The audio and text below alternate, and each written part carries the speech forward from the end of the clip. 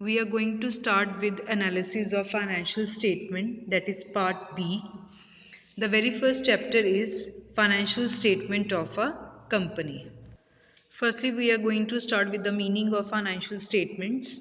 The financial statement, the final product of accounting process, are prepared following the accounting principles, practices and accounting standards.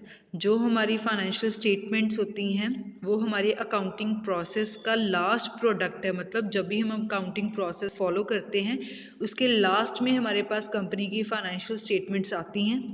ये जितनी भी financial statements होंगी ये accounting principles, practices और accounting standards के ऊपर based होती हैं। Section 129 of the Companies Act 2013 prescribes that balance sheet and profit and loss account, also known as statement of profit and loss, are prepared in form prescribed in Schedule 3rd of the Companies Act 2013. Section 129 of companies act 2013 में mention है कि कोई भी company अगर balance sheet बनाती है या अपना प्रॉफिट एंड लॉस अकाउंट, जिसको हम statement of profit and loss बोलते हैं, it should be according to the schedule 3rd of companies act 2013। Schedule 3rd में हमें प्रॉपर बैलेंस शीट और प्रॉफिट एंड लॉस अकाउंट या statement of profit and loss का format given है। उसी format के अंदर जो है हम अपने जो फाइनेंशियल स्टेटमेंट्स है उसको रेडी करते हैं।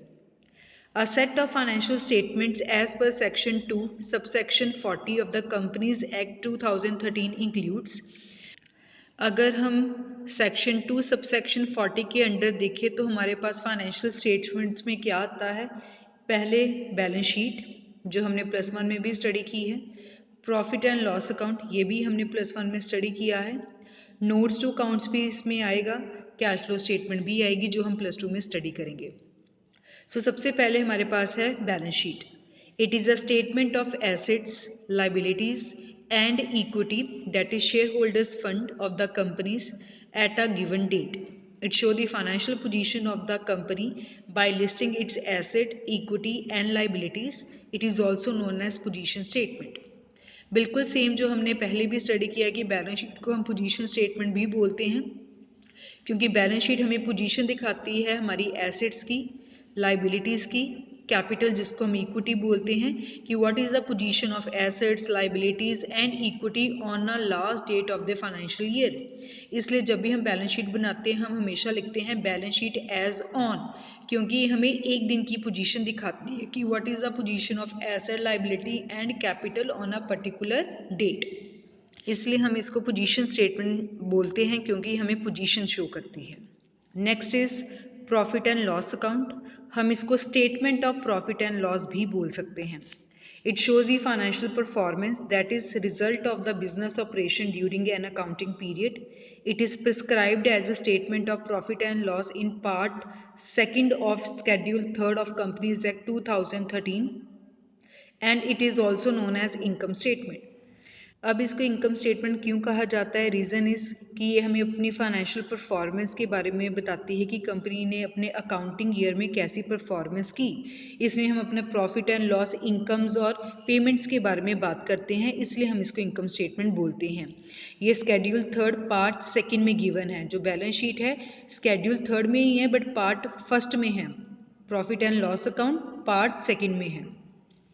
Then third is notes to accounts.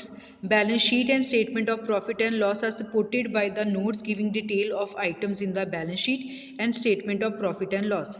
जैसे सिंपल हम वर्किंग नोट्स बोलते हैं, यहाँ इस वर्किंग नोट को हमने नोट्स टू अकाउंट्स बोल दिया क्योंकि जो फॉर्मेट हमें गिवन है कंपनीज एक्ट 2013 में उसके अंदर हम कैलकुलेशन नहीं दिखा सकते, तो उसकी जो कैलकुलेशन है वो हमने सेपरेट बाहर की होगी जिसको हम बोलते हैं नोट्स टू अकाउंट, चाहे वो स्टेटमेंट ऑफ P&L की हो चाहे वो बैलेंस शीट की हो। Then last is cash flow statement. It is a statement prepared in a manner prescribed in accounting standard 3 AS3 cash flow statement and shows inflow and outflows of cash and cash equivalents। हम पढ़ेंगे इसमें एक पूरा full fledge chapter है cash flow statement, कि cash flow statement वो वाली statement है जिसमें हमें inflow and outflow of cash and cash equivalents के बारे में पता लगता है कि कितना पैसा कंपनी में आया और कितना पैसा कंपनी के बाहर गया। कैश फ्लो जो स्टेटमेंट है उसको हम अकाउंटिंग स्टैंडर्ड 3 के अकॉर्डिंगली जो है प्रिपेयर करते हैं। So there are four financial statements of the company as per Companies Act 2013, that is balance sheet, profit and loss account, notes to accounts and cash flow statement.